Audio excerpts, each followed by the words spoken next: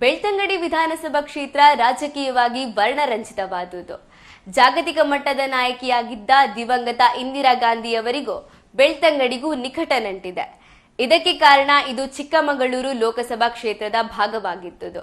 ಹೌದು, ದಕ್ಷಿಣ ಕನ್ನಡ ಜಿಲ್ಲೆಯಲ್ಲಿದ್ದ ಬೆಳ್ತಂಗಡಿ ಮಾತ್ರ 2009ರವರೆಗೂ ಚಿಕ್ಕಮಗಳೂರು ಸಂಸದೀಯ ಕ್ಷೇತ್ರದ ಅಂಗವಾಗಿದ್ದು, ಕ್ಷೇತ್ರ ಮರುವಿಂಗಡಣೆಯಾದ ಬಳಿಕ 2009ರಲ್ಲಿ ದಕ್ಷಿಣ ಕನ್ನಡ ಲೋಕಸಭಾ ಕ್ಷೇತ್ರಕ್ಕೆ ಸೇರಿತು. 1977ರ ಲೋಕಸಭಾ ಚುನಾವಣೆಯಲ್ಲಿ ಕಾಂಗ್ರೆಸ್ ದೇಶದಲ್ಲಿ ಅಧಿಕಾರ ಕಳೆದುಕೊಂಡು ರಾಯ್ಬರೇಲಿಯಲ್ಲಿ ಇಂದಿರಾ ಗಾಂಧಿ ಸೋತರು. ಅಧಿಕಾರಕ್ಕೆ ಬಂದ ಜನತಾ ಪಕ್ಷದ ಸರ್ಕಾರ ಇಂದಿರಾರನ್ನು ಬಂಧಿಸಿತು.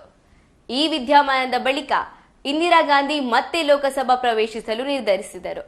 ಕಾಂಗ್ರೆಸ್ ಸಂಸದ ಡಿ.ಬಿ. ಚಂದ್ರೇಗೌಡ ಚಿಕ್ಕಮಗಳೂರು ಸ್ಥಾನಕ್ಕೆ ರಾಜೀನಾಮೆ ನೀಡಿ ನಾಯಕಿ ಇಂದಿರಾ ಗಾಂಧಿಗೆ ಅನುವು ಮಾಡಿಕೊಟ್ಟರು. ಅದರಂತೆ 1978ರಲ್ಲಿ ನಡೆದ ಉಪಚುನಾವಣೆಯಲ್ಲಿ ಇಂದಿರಾ ಗಾಂಧಿ ಚಿಕ್ಕಮಗಳೂರಿನಿಂದ ಕಣಕ್ಕಿಳಿದರು. ಜನತಾ ಪಾರ್ಟಿಯಿಂದ ವೀರೇಂದ್ರ ಪಾಟೀಲ್ ಎದುರಾಳಿಯಾದರು. ಚುನಾವಣಾ ಪ್ರಚಾರಕ್ಕೆ ಬಂದಿದ್ದ ಇಂದಿರಾ ಗಾಂಧಿ ಬೆಳ್ತಂಗಡಿ ಉಜಿರೆಗಳಲ್ಲಿ ಸುತ್ತಾಡಿದ್ದರು. ಆಗ ಇಡೀ ದೇಶದ ಗಮನವನ್ನು ಬೆಳ್ತಂಗಡಿ ಸೇರಿದಂತೆ ಚಿಕ್ಕಮಗಳೂರು ಕ್ಷೇತ್ರ ಸೆಳೆದಿತ್ತು. ಇದೀಗ ಇದೇ ಕ್ಷೇತ್ರ ಕಾಂಗ್ರೆಸ್ಗೆ ಹೈಟೆನ್ಷನ್ ಕ್ಷೇತ್ರವಾಗಿದೆ. ಪ್ರಸ್ತುತ ಕಾಂಗ್ರೆಸ್ ಮುಖಂಡರಾದ ವಸಂತ ಬಂಗೇರ ಮತ್ತು ಗಂಗಾಧರ ಗೌಡ ಇಬ್ಬರು ಬಿಜೆಪಿ, ಜೆಡಿಎಸ್ ಮತ್ತು ಕಾಂಗ್ರೆಸ್ ಪಕ್ಷಗಳಲ್ಲಿ ಉಂಡವರು.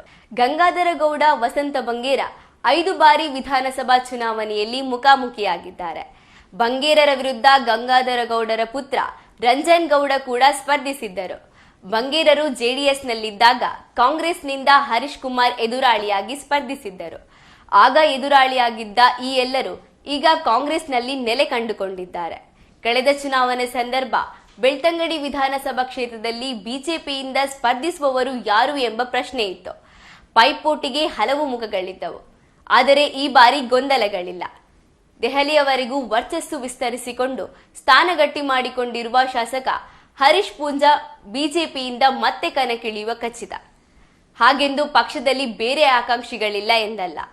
ಈ ಹಿಂದೆ ಬಿಜೆಪಿಯ ಯುವ ಮೋರ್ಚಾ ಅಧ್ಯಕ್ಷರಾಗಿದ್ದ ಆರ್ಎಸ್ಎಸ್ ಹಿನ್ನೆಲೆಯುಳ್ಳ ಸಂಪತ್ ಬಿ ಸುವರ್ಣ ಅವರು ತಾವು ಆಕಾಂಕ್ಷಿ ಎಂದು ಹೇಳಿದ್ದಾರೆ. ಆದರೆ ಕಾಂಗ್ರೆಸ್ನಲ್ಲಿ ಕೆಪಿಸಿಸಿ ಕಾರ್ಯದರ್ಶಿ ಯುವ ನಾಯಕ ರಕ್ಷಿತ್ ಶಿವರಾಮ್ಗೆ ಬೆಳ್ತಂಗಡಿ ಟಿಕೆಟ್ ನೀಡಿರುವುದು ಅಸಮಾಧಾನಕ್ಕೆ ಕಾರಣವಾಗಿದೆ.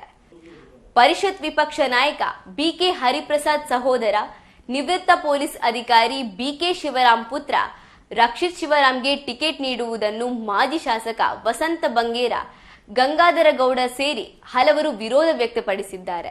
ಜೆಡಿಎಸ್ನಲ್ಲಿ ಈವರೆಗೆ ಬೆಳ್ತಂಗಡಿ ಕ್ಷೇತ್ರದಿಂದ ಅಭ್ಯರ್ಥಿಯನ್ನು ಕಣಕ್ಕಿಳಿಸುವ ಸಂಗತಿಗೆ ಚರ್ಚೆಗೆ ಬಂದಿಲ್ಲ. ಬಹುತೇಕ ನಾಯಕರು ಬಿಜೆಪಿ, ಕಾಂಗ್ರೆಸ್ ಪಾಳೆಯದಲ್ಲಿ ಸಮ್ಮಿಳಿತಗೊಂಡಿದ್ದಾರೆ. ಈ ಮಧ್ಯೆ ಎಸ್ಡಿಪಿಐ ಈಗಾಗಲೇ ಅಕ್ಬರ್ ಬೆಳ್ತಂಗಡಿಯನ್ನು ಅಭ್ಯರ್ಥಿ ಎಂದು ಘೋಷಿಸಿದೆ. ಬೆಳ್ತಂಗಡಿಯಲ್ಲಿ ಪಕ್ಷಗಳಿಗೇನು ಕಮ್ಮಿ ಇಲ್ಲ ಎಂಬಂತೆ ನವೋದಯ ಕರ್ನಾಟಕ ಪಕ್ಷವು ಆದಿತ್ಯ ನಾರಾಯಣ ಕಲ್ಲಾಜೆಯನ್ನು ಅಭ್ಯರ್ಥಿಯಾಗಿಸಿದೆ. ಹರೀಶ್ ಪೂಂಜಾ, ರಕ್ಷಿತ್ ಶಿವರಾಮ್ ನಡುವೆ ಹಲವು ಸಾಮ್ಯತೆಗಳಿವೆ. ಇಬ್ಬರು ಹೆಚ್ಚು ಕಡಿಮೆ ಒಂದೇ ವಯಸ್ಸಿನ ಯುವಕರು. ಹೈಕೋರ್ಟ್ ವಕೀಲರಾಗಿದ್ದ ಹರೀಶ್ ಪೂಂಜಾ 2018ರ ವಿಧಾನಸಭಾ ಚುನಾವಣೆಗಿಂತ ಕೆಲವು ವರ್ಷ ಮೊದಲು ಕ್ಷೇತ್ರದಲ್ಲಿ ತಿರುಗಾಟ ಆರಂಭಿಸಿ ಜನಪ್ರಿಯರಾದವರು. ದೇವಸ್ಥಾನ ಬ್ರಹ್ಮಕಲಶೋತ್ಸವ ಹೋರಾಟಗಳಲ್ಲಿ ಮುಂಚೂಣಿಯಲ್ಲಿದ್ದವರು. ಜಿಲ್ಲಾ ಯುವ ಮೋರ್ಚಾ ಅಧ್ಯಕ್ಷರಾಗಿ ಹಲವು ಹೋರಾಟ ಸಂಘಟಿಸಿದ್ದರು. ರಕ್ಷಿತ್ ಶಿವರಾಮ್ ಕೂಡ ಹೈಕೋರ್ಟ್ ವಕೀಲ.